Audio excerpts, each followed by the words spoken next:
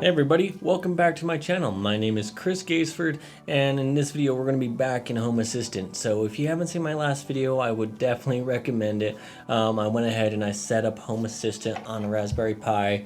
Obviously not this Raspberry Pi, it's not hooked up to anything. But if you haven't set up Home Assistant yet, or you're coming from that other video, this is going to be a great video to start your Home Assistant journey on.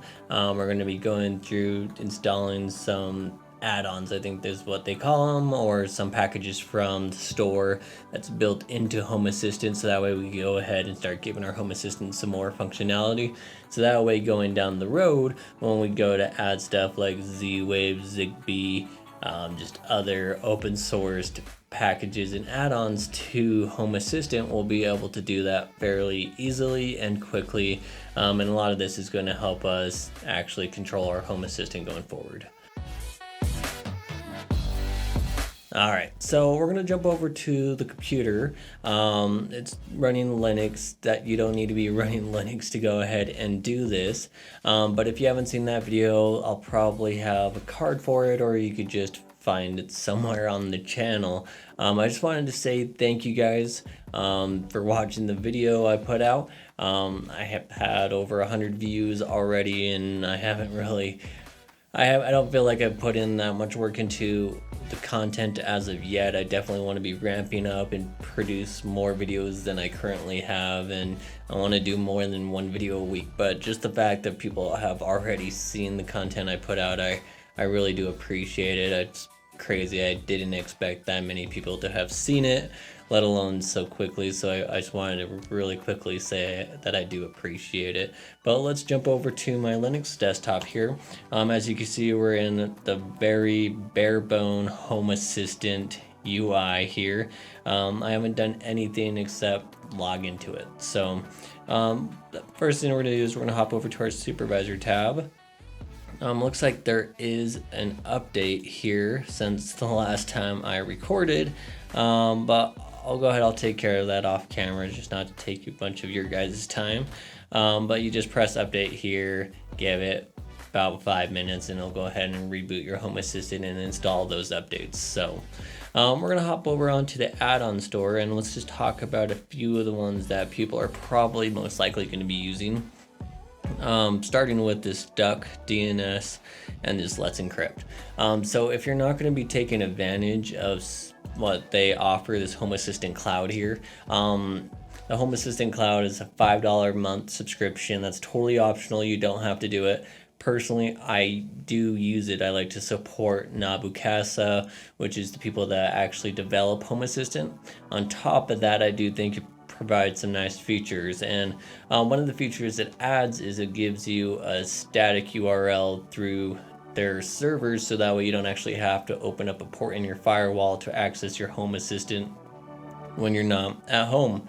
So that, plus the Google Assistant integration that you get through this Home Assistant Cloud, to me that makes it worth the $5 a month pretty easily. But if that's not something you're interested in, and you're gonna want access to your Home Assistant outside of your home network, I would definitely look at getting Duck DNS and the Let's Encrypt, so that way you could actually have a certificate for some of your integrations going forward. We're gonna want to probably get this Open Zwave here. This might not be everybody. If you're going to be using something like a SmartThings Hub, then that's going to take care of all your Z-Wave devices. But in probably the next video or two, I'm going to be going through on how to set up this Z-Wave USB drive there. So if you're interested in knowing how to do that locally on the Raspberry Pi or in Home Assistant, definitely subscribe to the channel and keep an eye out for that one, because that one will be coming up here soon, because I need to start getting some of my home locks added to this bad boy, so that way I could actually control my home. So that's going to go ahead and install. It should go ahead and continue to install it in the background, so we're going to go ahead and just keep looking around here. Let's see, they definitely added a few more here since the last time I checked. we're definitely going to want to get Visual Studio Code. So what this is going to do is it's going to allow us to actually modify our configuration files that are stored on Home Assistant without using something like SSH and Vim and all that stuff.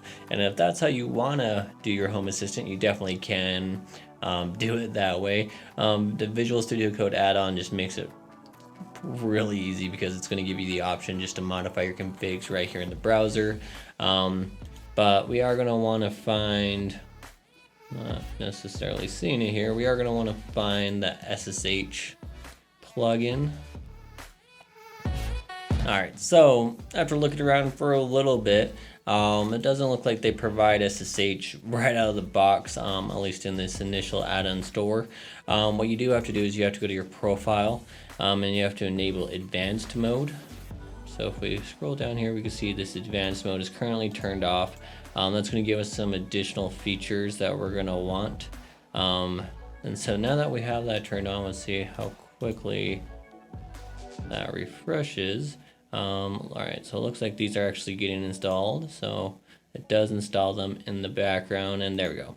Now we have that terminal and SSH. So previously, if you're using an older version of Home Assistant, you should be able to find this SSH plugin without having to turn on advanced mode, but I guess that's something new since the last time I've set up Home Assistant. So we'll go ahead and we'll get that enabled or installed as well. Let's take a quick look here. Control with copy. So this is something we're going to want to install as well. I'll be taking us through setting up a Combi 2 with our Home Assistant in the near future as well. So like I said, if that's something you're going to be interested in, definitely stick around. This Google Assistant SDK would be something that you might want to get or use. It's not something I'm going to have on mine personally. All my Google Assistant stuff and my Google Home with my Home Assistant setup is going to be through that Nabu Casa integration like I mentioned earlier in the video. Bitwarden's a really cool one. So if you don't currently use Bitwarden, they do have a cloud option if you want to use Bitwarden for a password manager. But if you're kind of want to keep everything under your home network, you don't trust storing a password manager in the cloud like everybody else is doing nowadays, Bitwarden offers you the chance to actually store it locally, and that plugin is just a Bitwarden server that can also run on your Raspberry Pi alongside with your Home Assistant. I just use the Bitwarden cloud because that's not something I'm concerned about, but that is an option. Grafana, I usually install my Grafanas on a separate either Docker container or VM somewhere else. MotionEye is going to be like a separate camera server, but I use Blue Iris on a Windows machine.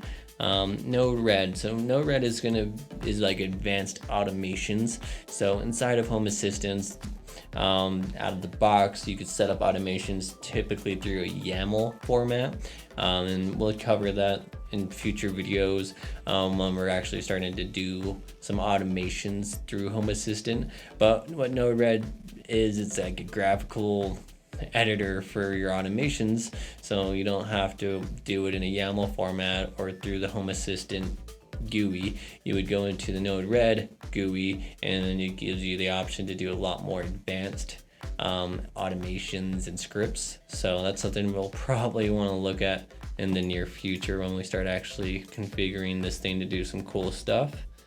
And I think that's all we're going to really need out of the box to go ahead and get this up and running. There's a lot of great stuff here if you want to set up. I think there's Pi-hole if you want to set up ad blocking in a DNS server. You can have an internal voice assistant powered by your Home Assistant, so that way you don't have to use like a Google Home Assistant or Alexa if that's not something you're into. You can use this DNS mask in order to set up your own simple DNS server, but I want to go ahead and keep it fairly straightforward. This one might be useful just because it's going to go ahead and check your configuration against new versions of Home Assistant going out. I do believe that the Home Assistant community and developers do a good job about handling this, so it's not something I'm super concerned about. Let's see, it doesn't look like we're seeing all those installed yet. But let's go ahead and let's get this Visual Studio Code started and running. I'm gonna go ahead and turn on auto update and show in sidebar just so we have access to it over here. The auto update will just make sure the Visual Studio Code add-in stays up to date as Home Assistant updates or as the Visual Studio Code add-in gets updated. But if we click on that and let it load up here, you can actually see this gives us a web version of Visual Studio Code if that's your default code editor. I use it for a lot of my coding side projects, but you can see this actually gives us access to the configuration and stuff like that, stuff you wouldn't have access to unless you're actually connected to your Home Assistant client. And talking about connecting to the Home Assistant client, oh, there we go. We're starting to see some more of these pop up. We're gonna go ahead and start this. This is your terminal in SSH. So if you actually say show in sidebar, it's gonna give you access to a web terminal. So that way you can just come here, and looks like we're getting a bad gateway for some reason. Maybe. Okay, looks like we just didn't give it time to load up. So that way, this is like opening up your terminal right onto your Raspberry Pi. So if you click here, we can see we have add-ons backup config. If we go into that config folder, there you go. All these files here, they're the ones you're gonna see inside your Visual Studio Code editor. So all these guys, so this just gives you access to those. This is also going to be handy if you want to curl, wget, git pull some Home Assistant add-ons in the future. So that's definitely useful. Personally, I don't like using the web-based terminal. I'm going to go ahead and take it off my sidebar, just because personally I would much rather access it through here. All right, so it looks like this one actually requires a restart of Home Assistant for you to actually SSH into. I'm not going to take care of that right now. I want to keep this video quick. And let's go ahead, let's hop back over and check out a few of these other ones. This Open Zwave and this Decon Z we're going to take care of in future videos. This Node-RED, we're going to go ahead and get that started and turned on as well. I do like to keep this auto update feature turned on all of these that I use. So I am going to go through and turn those on. But now that that is turned on, we have access to the Node-RED interface. Like I said earlier in the video, this is going to give us access to more advanced Home Assistant.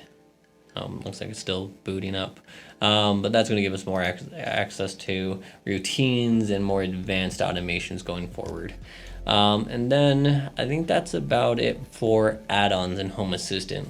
I am going to start making these videos more frequently. I don't know quite how often. I do want to do several videos a week.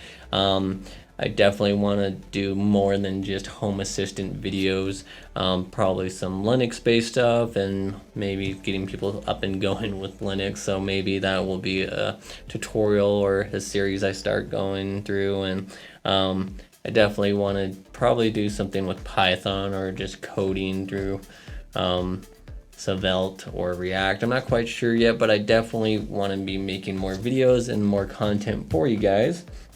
I do need to wrap this video up short, and I apologize for that. I probably would have put a little bit more time into the actual recording of this, but it's getting late here in Utah, and having a Windows computer, I spent half hour fixing the updates that Microsoft pushed onto it. So if you all understand that pain, let me know down below. If you like the video, definitely hit a thumbs up on it. I would really appreciate it. It lets me know that people actually do like this content and lets me know I'm headed in the right direction for my YouTube channel. I am new here, so any feedback you could give me is fantastic. Just let me know in the comments down below. And again, thanks so much for giving me your time and watching the video. I really do appreciate it.